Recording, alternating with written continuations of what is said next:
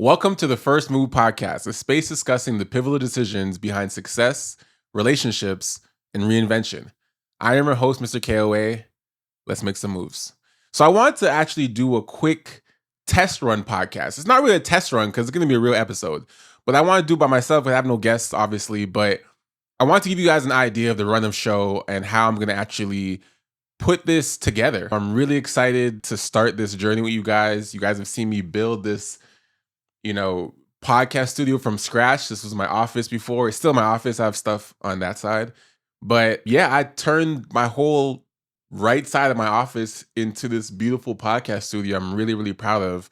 Took me about 3 weeks, 25 days to put this together from scratch, from the wallpaper to designing it, to buying chairs, the table, the look, filled it with my favorite albums. Like this, I love it. I love the space. It makes me want to create in here. It makes me want to bring guests in here, and I feel really comfortable starting this podcast now. Like I had little hiccups even with the sign. Like I had the vinyl there before, but I was like, didn't like the vinyl, so I pulled it down like the next day. Now this is beautiful in my personal opinion. But I want to give you guys an idea of how the show's gonna go by starting with myself. Why not have an episode with me and the host telling you guys why I even started this podcast and what it's about and what you guys can expect. So I'm pretty much going to go through the whole run of show with myself, with you guys, and hopefully you guys enjoy it. So that was my intro. Hope you guys like my intro. Came up with that today.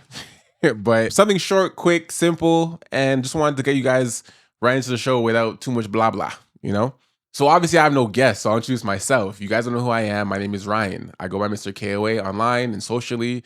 And King of Arts is what KOA stands for. It's not KOA, it's King of Arts. King of Arts started back in university in 2012 when I got injured. I'm a former basketball player, and in my third year university, I tore my meniscus.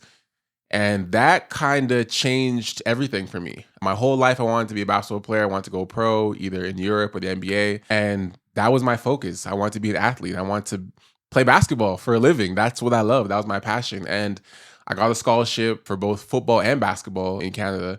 And I chose basketball because I loved it. I was good at football. I was a wide receiver, but I didn't love football. I didn't love it. I was good at it, but I didn't love it. But basketball was my heart. I loved it. So when I got my scholarship to University of Ottawa, I was so excited. And prior to me getting that scholarship, my best friend had died from cancer, brain cancer, actually.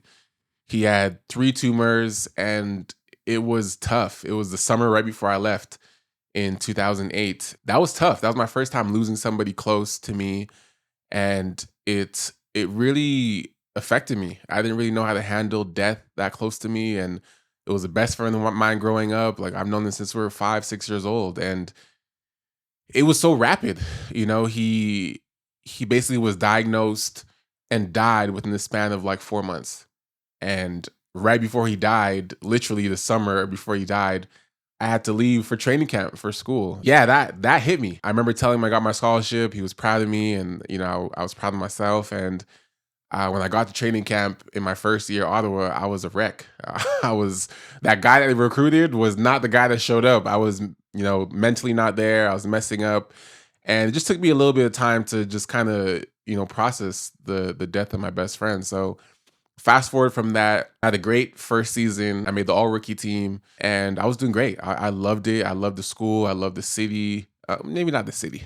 I like, you know what? I'm not going to knock Ottawa. Ottawa is a great city for school. It's a great city for families. It's a great place to go if you don't want to be distracted, although you can find distractions anywhere. But yeah, Ottawa was a place where it allowed me to kind of not only escape, the death situation back in my hometown, Toronto, but, just my comfort zone. I needed to be away from the city and learn to be on my own and find myself and find what I loved and be responsible for my own self and be disciplined. So Ottawa was a great city for that for me.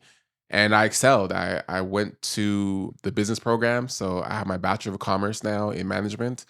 And yeah, it was a great experience for me. But my third year as a player there, I got injured. My first injury of my life. I've never been injured before. And I tore my meniscus in my right knee. And as that happened, it was just a whirlwind of emotions, rehabbing for the first time, not be able to play, having, a player in my position that injured me now playing my position. Obviously, he didn't injure me on purpose, but he injured me in practice right after an amazing summer I was having. He basically injured me during practice and also played my position. So I had to not only rehab and sit on the bench watching every game, but watch him play my position.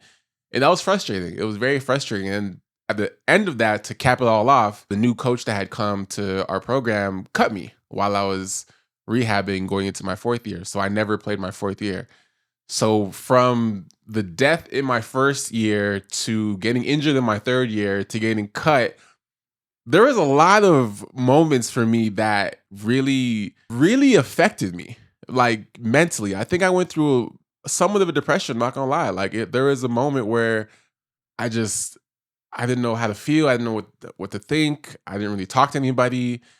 And it was very, very dark, very, very dark for me. So as a result of all of that and getting cut in my third year, I just started to draw. I just started to draw and sketch out of freedom of expression and, just being expressive the best I could. I couldn't play ball anymore. I could barely walk. So I was like, I've always been artistic. So I'm like, let me get into something that I didn't really have time to put into, but it was always a kind of a passion deep down in there was my artistry, my creativity. So I would sketch and draw. And this is the time when Instagram first came out. So I was posting like sketches of people's faces, putting on my Instagram. My Instagram where people were posting food and stuff. I was posting sketches. That's what I was posting on my page. And people were unfollowing me because they weren't the best. I mean, it was good, but it wasn't great. I'll say it was good, but not great. So I didn't care. I did not care. I was like, this is what is helping me process my emotions right now. So I'm going to do it. When I was sharing my sketches and designs and stuff like that, it kind of snowballed into me creating logos and like graphics. And I ended up creating my own clothing line from that. So it kind of evolved from the freedom of expression to me designing clothes. I created a brand called Shop KOA, which was an extension of my actual brand, King of Arts. King of Arts is actually a company I created out of the, expression of me sharing just my creativity. So I called it King of Arts because I wanted to basically challenge myself to be not only good, but great at multiple arts. I believed any type of skill is an art form. Playing a sport is art form, drawing is art form, dancing, singing. These are all forms of art. So I wanted to kind of just force myself to absorb multiple forms of art as a way to pivot from basketball. I didn't know what my life was going to look like after not being a basketball player anymore. So obviously I was in school for business, but that wasn't my passion. I just wanted to get a degree because you're told to get good grades and just have a backup plan. But that didn't ever feel like a backup plan. It just felt like a thing I was doing just to pass the time. King of Arts, KOA, came out of me finding a spark again, finding passion again, finding love for something outside of basketball. And it came really close at first. It came very close to almost fulfilling that void that I started to feel. I ran that for a couple years on campus. I was selling shirts, hoodies, socks, hats. I was doing well. It was doing very, very well. And that became my way to take my mind off of not being on the basketball team anymore and getting all the questions from everybody like, oh, you're not playing today's game? I'm like, no, I'm not on the team. Like, it was definitely frustrating to see the team go on without me and people not know why I wasn't on the team and get questions from everybody, friends, family. That was my way to distract myself from all that noise and just keep going. I ran King of Arts from 2012 to, I'm still running it now, but I mean, I ran the clothing portion of it from 2012 to about 2000, I want to say 16, about 4 years I ran that. I was loving it. And I didn't actually pick up a camera yet until my first photo shoot for the brand, which was about 2013 or so, 2013, end of 2013. As the brand was growing and people were buying my clothes and I was, selling in little boutique shops in my website, I was like, to grow this brand, I need to market myself. I need to market the clothing. And I actually hired one of my friends as a photographer at the time. And I didn't have a camera. So I was like, I know he shoots. I was like, you want to shoot my brand real quick? I'll pay you whatever it is. And I just need professional photos of my brand. So I got the models and had him, shoot the models. But at the shoot, he was shooting, but I was the one that's like, oh, can you just put it like here, or move them, or just put them together like this, or shoot from this angle. I was looking at him and I was like, wait a second. I don't actually need you. I mean, I need you today, but this is my vision. This is my eye. I just really hired you because you have a camera, but let me go buy a camera. I'm like, why am I paying you to do something I could just learn and probably do better at if I just put the time in? So that was the one photo shoot I ever booked, the first and last photo shoot. And I bought myself my first camera. My first camera was a Nikon D3100. I'll never forget that. And that's how I became a Nikon shooter. Now I go by the Nikon Ninja. I have, 5 Nikon bodies. I've grown so much since then. But my first camera was a Nikon D3100. And I practiced and practiced and practiced on that camera until I got to a place where I loved it. I loved what I was doing. I loved what I taught myself. Everything I've done has been self-taught. And I started shooting my own brands, started shooting my own product campaigns, my own advertising, my own product photos, just fell in love with shooting for my brand. But I never had shot other people or like shot for work. It was really just me shooting for my own company. So as I kind of fell in love and kept learning, the craft of photography, I started doing video as well. Started doing my own little mini commercials, my own little mini ads. Like it was a whole, conglomerate of my own creativity, self-taught on my own time, filming it, shooting it, producing it, designing it. Like I was a whole wheelhouse of everything. And I was just so in love with just the journey and the growth and the learning that it got to a point where, people started reaching out to me like, oh, do you shoot other people's stuff? And I was like, no, not really, but I could try. Like I was never trying to be a photographer or a shooter. I was really trying to be creative and run my own thing. And that kind of turned into me, shooting some other people's parties or events. I'll just pull up for free and I didn't want to charge them because I'm just like, I don't really do this. Like this is something I'm doing for fun, but I'll pull up and shoot some pictures or some videos for you guys. You can just take it if you guys like it. And that's kind of how my name started to grow in my city, just from shooting people's stuff and parties and events, until my first paid booking was from a friend of mine that I was hooping with. I would play basketball and pickup with some friends. And my friend TJ, a guy I played ball with, he was getting married. So he's like, yo, I've seen some of your work. Like, you shoot, right? And I was like, I mean, here and there, but not like for real, for real. He's like, no, I've seen your stuff. Like, you can shoot. I'm getting married and I'd love for you to shoot my wedding. I was like, wedding? I was like, Diggy, you not hear me? I just said I don't really shoot for real. Like, I shoot here and there. He's like, yeah, I hear you. You can do it. How much? I was like, I don't know. I think I said like 1,500 for a whole wedding. He's like, done. I was like, at that point, that was a steal. He was like, 1,500, done. Let's go. So I agreed to do his wedding. I was like, I don't know what I just agreed to, but I'm so competitive. I'm just like, I'm not going to agree to something and not kill that shit. So my very first wedding for TJ, it was an Indian wedding. Incredible, wedding and wedding party. And I really challenged myself to just push my bar. At first, I shot his actual proposal. He did that at the Drake Hotel. So I basically shot his proposal from across the street, like a candid type of look. So you just see a picture of him kneeling down on the sidewalk, like across the street. So it looked like someone peeping into like a moment. And that went crazy. People loved those photos. And I was like, I guess, like, sure. And from that, it kind of, snowballed into me shooting everything. And from then I started shooting, Nike projects, brands, other clothing brands, birthday parties, you name it, athletes. I started doing everything. And that's really how I fell in love with shooting. That's the intro of me. So you guys can kind of understand how I even got here. So the first move, that's the next section of the show. So tell me about your biggest sacrifice. My biggest sacrifice, I would say, was getting myself to a place in Toronto where I was doing very, very well. I had shooters working for me. I had a team called KOA Pros. I had about 9 photographers, videographers working under me that I would send different projects. I had very consistent clients. I was making over 130,000 a year just shooting. And I basically decided to leave it all behind and move to LA. There was nothing wrong with my career. Just to be clear, I was doing very well. I had just shot the NBA championship for the Raptors in 2019, and I felt like that was the peak. That was the pinnacle of what I would do in the city. I'm like, I just shot our first championship ever. I shot the parade. I shot the actual last game. Like we had like, the Jurassic Park. We had like a spot where we were watching the game against the Warriors. Drake and OVO were there, and I captured when we won, captured the confetti and people going crazy. People were jumping in the ponds and people were climbing on, street poles and bus shelters. Like it was insane. I captured all of that. I have footage of all of that. And then I captured the parade. I think it was the next day we had the parade. Captured that whole parade from start to finish. After I did that, I was like, what else? Where do I go from there?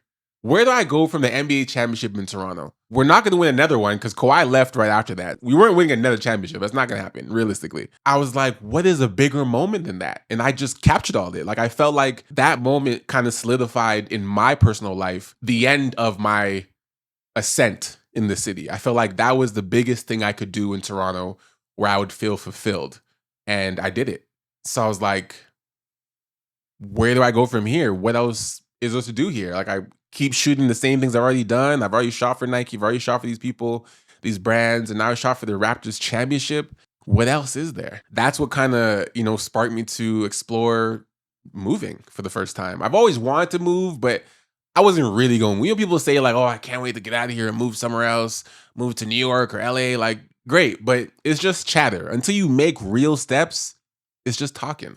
So after that was the first time it really felt like a legitimate idea, like a real feeling to leave. So I started planning. Then 2020 happens and I tear my Achilles.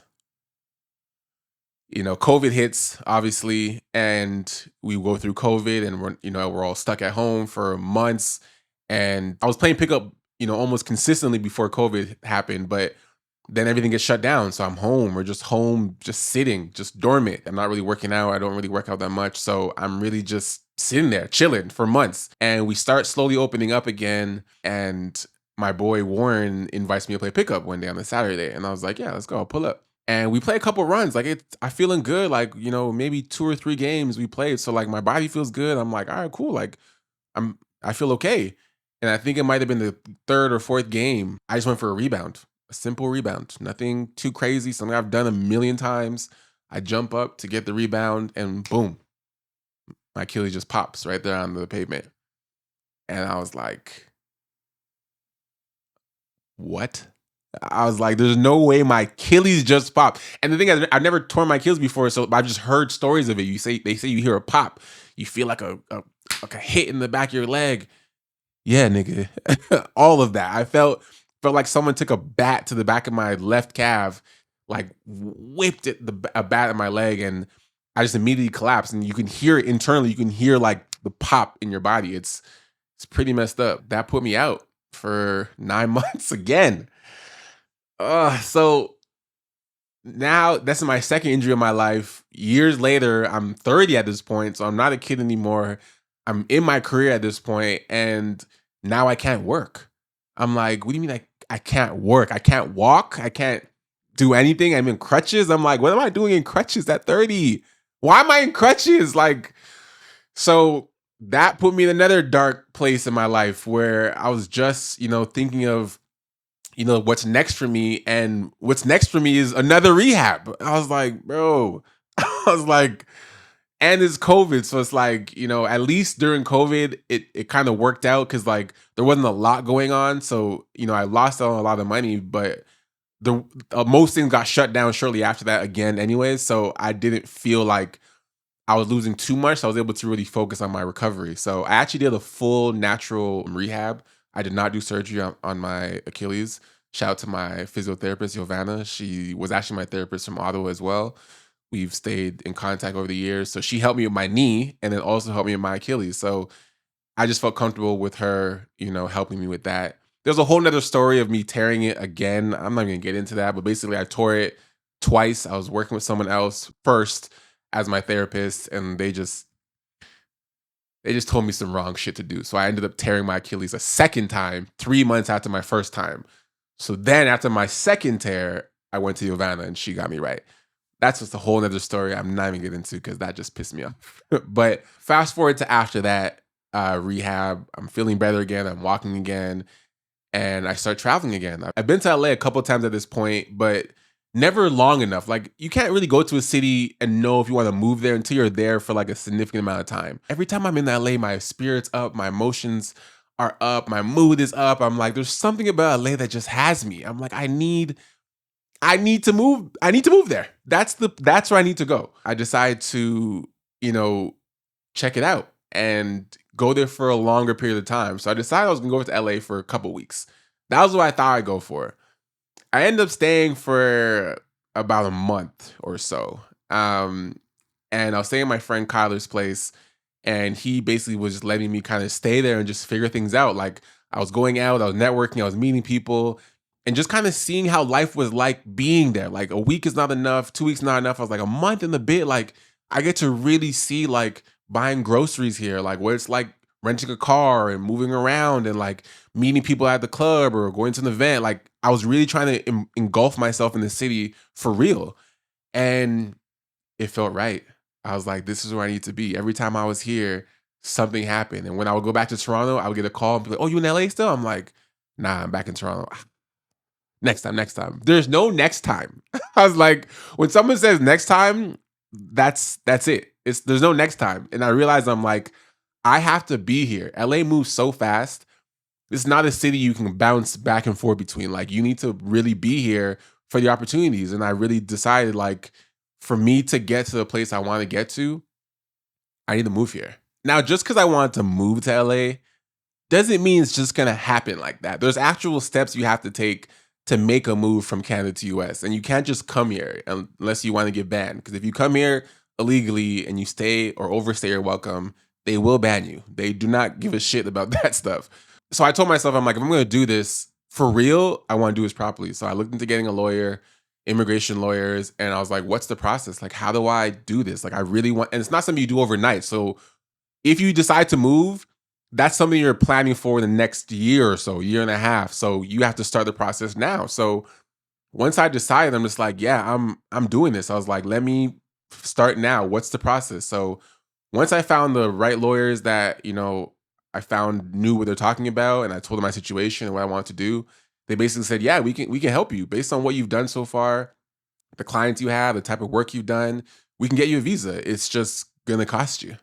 And I was like, what's the damage? They said 10,000 USD. Oh God, 10 racks. I'm like, I don't have 10 racks. I'm gonna tell you right now, I did not have 10 racks right now, but I had 10 racks in credit, and I was like, if I put this fee on my credit card, this is me fully diving in because I'm gonna have to pay that back. And I was like, run it. I believe this is the move. Run it. And I paid the lawyers, I paid the 10K, and I said, let's start. Let's begin the process. What do I need to do to get started? Let's get it. And 9 months later, I won't dive fully into that process. Maybe I'll talk about that on a different episode. But it took about 9.5 months to get my visa, and I finally got it. And I moved to LA in June 2022. So I've now been here. This June coming will be 4 years. All right. Hope you guys are learning some stuff about me because it's a lot of talking for me to do by myself, just one-sided. When there's a convo, there's some of the guests here, like it'll be different. But this is me just kind of spilling my soul to y'all. So I hope you guys appreciate it. The next question, I'm not going to do all of these for just myself because it's much easier with somebody else. But the next question I'll probably answer that you guys might benefit from is, okay, when did you realize everything was worth it?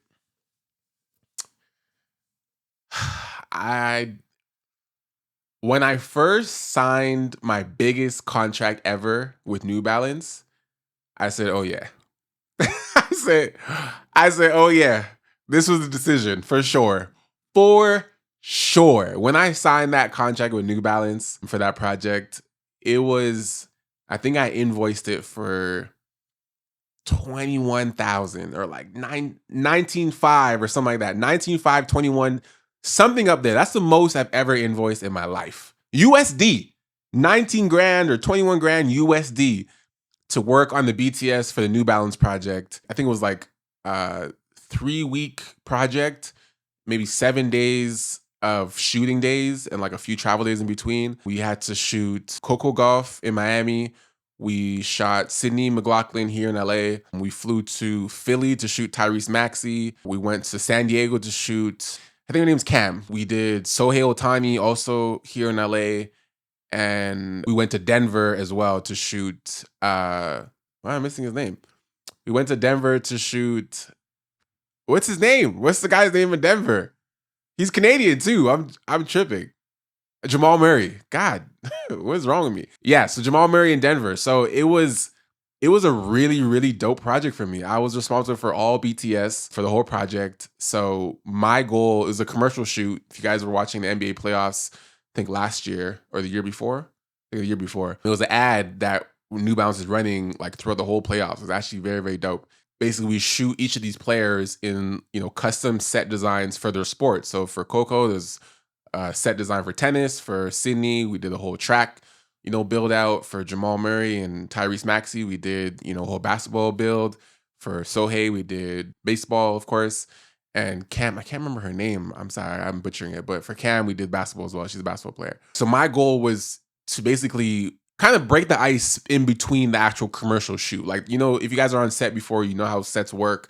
In the commercial, like the athlete or the talent is on. Like they're basically just like on, they're posing, they're doing the, the action over and over again. Like it's very strenuous to just get the shot for the commercial. But in between the shots, when they're changing cameras or changing light or changing set, there's kind of like a lull moment where they're just around. And that was my point of contact to talk to them, get them comfortable, ask them questions about their favorite music or what they're eating right now or how they started or their other sports they want to play, just stuff like that to kind of like get them comfortable for the next shoot. So that was my role. And it was a really, really dope experience. As a former athlete myself, like I knew what questions to ask them. I was asking questions that I want people to ask me if I was an athlete or professional athlete. And it was just a very comfortable space for me. So I was getting paid really to just do something I really loved in the space that I'm super comfortable in, and no edit. I didn't even have to edit. The rate I sent was just to film and travel. Film and travel only. Oh my God. I'm like, this was a decision. Moving here worked. That's how I knew. That was the one. I mean, there's other moments I've had on my journey that, also solidified my decision. But that moment right there, I was like, when I was doing this, I was like, if I didn't live here, this opportunity just doesn't exist. It just doesn't exist. I would never quote something that big ever in Canada. Maybe, but not likely. Not likely. 20 grand US? I doubt it. That was definitely the moment I knew it worked. Moving here definitely worked. All right, let's fast forward to my dating game portion. So there'll be a portion of the show where I will pull 2 cards from my game and we will discuss it on the show. So let me just shuffle these real quick and pull 2 random cards. Is celebrating Valentine's Day a requirement for you? If yes, please explain. Valentine's Day is not a requirement for me. I really don't care about it that much, to be honest. I know women, I know you guys love it, and I know a lot of the pressure comes from your friends and just the celebration around it and the marketing around it creates just natural pressures of like, you should be doing something for Valentine's Day. I don't really care to do anything for Valentine's Day. I feel like it's something I do for my partner if I'm in a relationship, just to make them happy. It's not something I really care about, if I'm being honest. But if I like you enough and we're together and I know it's something you appreciate, I'm a good gift getter. I'm a good flower picker. I can be romantic. I'm good at those things, but I don't necessarily care to do it for Valentine's Day. Like I don't mind doing that on a random Wednesday, just buying you flowers or taking you out. Like that's something I would do regardless if I like you, but I will do the Valentine's Day thing just to do it, to make you happy. Let's do one more. Do you have any hesitations before entering your next relationship? If yes, please expand. What a question to be asked. That's actually a great card for me to pick right now. I definitely have hesitations for sure. As a new dad and just the stage of life I'm at right now, I definitely, I'm definitely more aware of what works for me now. I know what I like. I know what I don't like. I know what I'm looking for in a partner. And it's actually much more important to me, my partner's character for the sake of my daughter and me bringing someone around her. Obviously, I care about myself as well, but it's a bigger element to me on how that person's energy or their character or their personality will affect my daughter and how they'll influence her.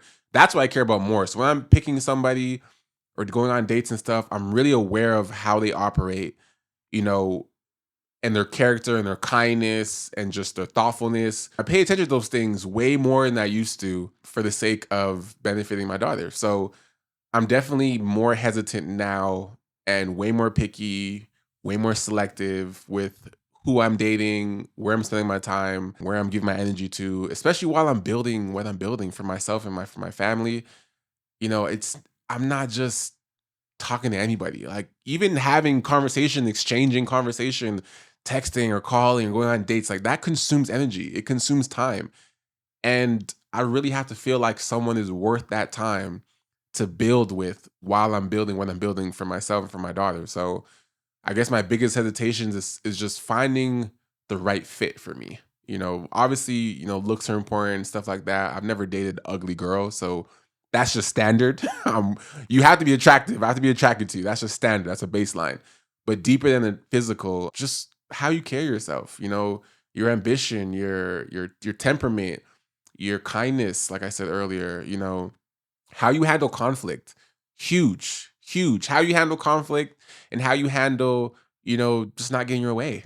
Like, are you spoiled? Like stuff like that. I really pay attention. I really pay attention to, like, really pay attention to. So, and also just like, how do you handle dating someone like me? I'm very, very busy. I work a lot. I do a lot of high profile projects.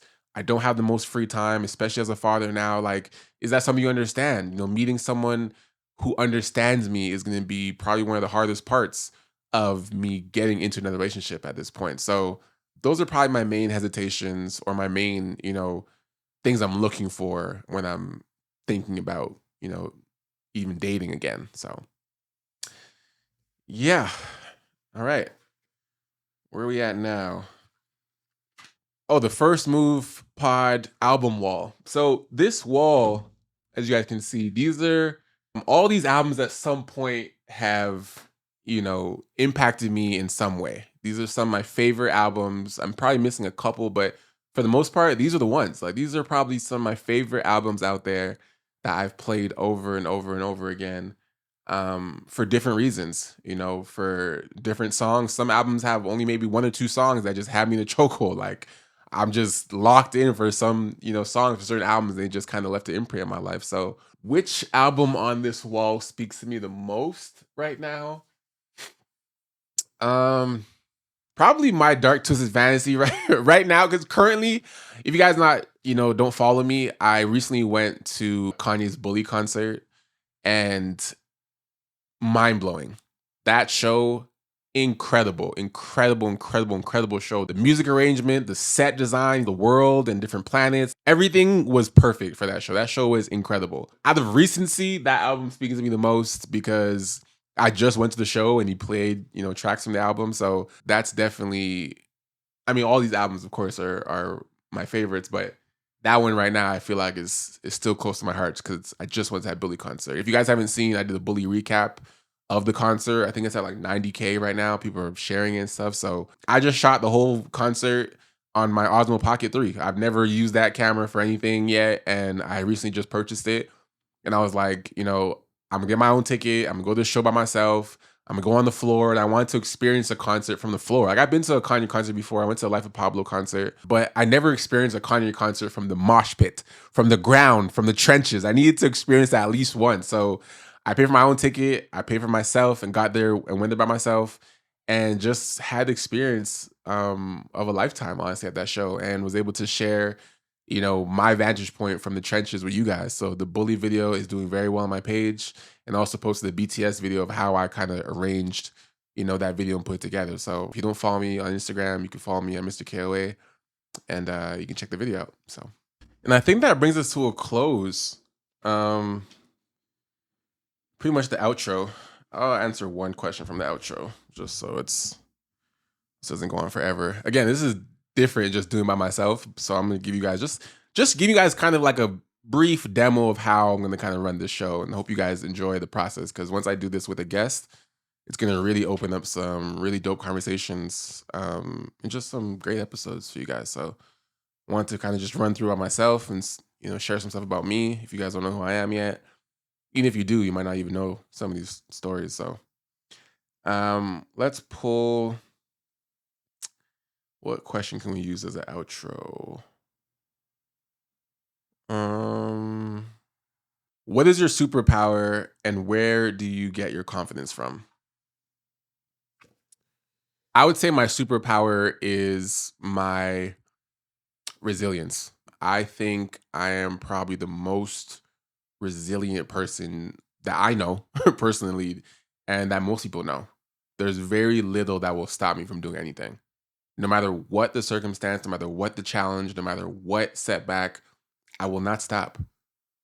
I will not stop until I get it, until I get what I want, until I understand something, until I learn something, until I achieve something. I will not stop at nothing. At nothing.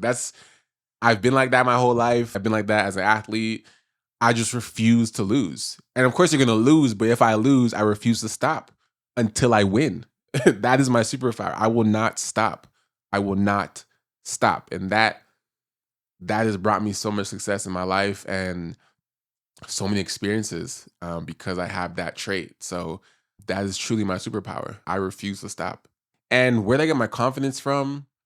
I would say my parents. I know my parents have instilled confidence in me from young.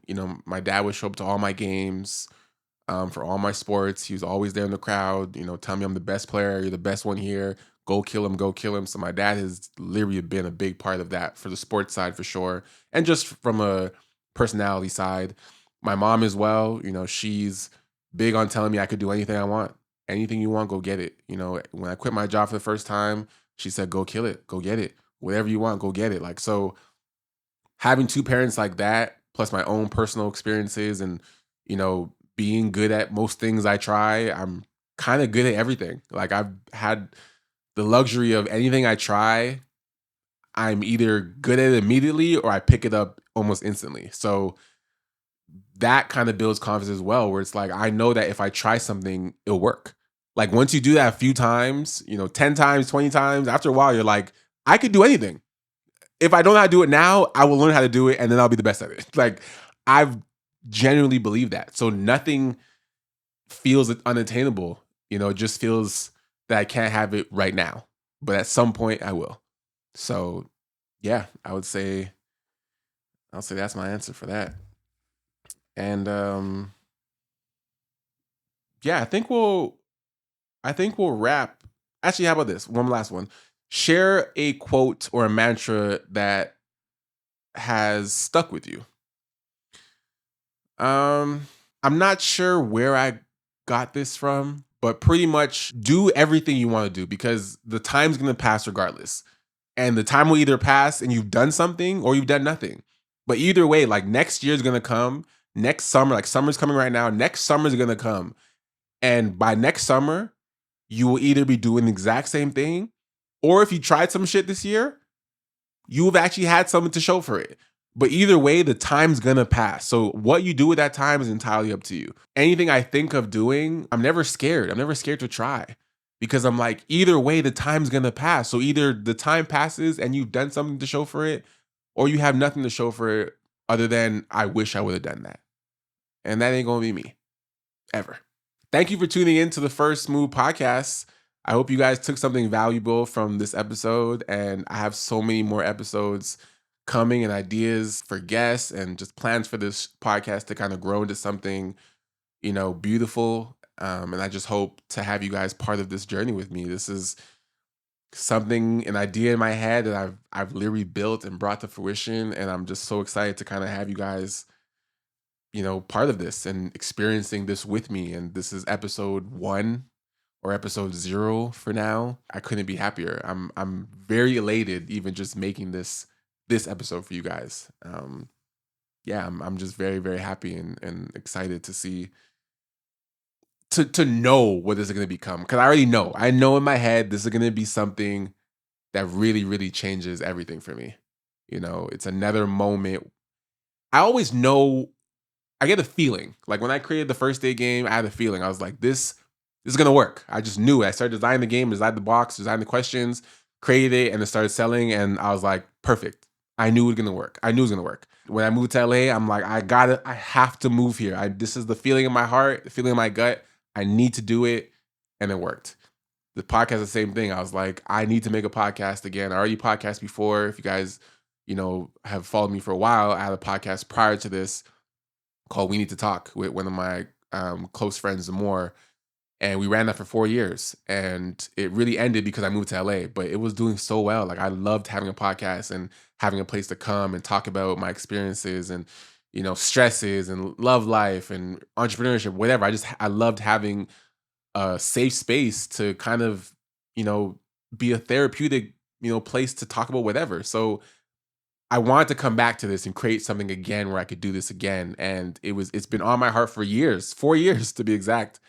And it just hit me this year how I wanted to come back, how I wanted to look, how I wanted to brand it, what I want it to be about, and it feels right. So I know it's gonna work. I have no doubt.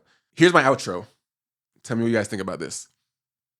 Making the first move is hard, but the regret from no moves at all will be even harder. The choice is yours.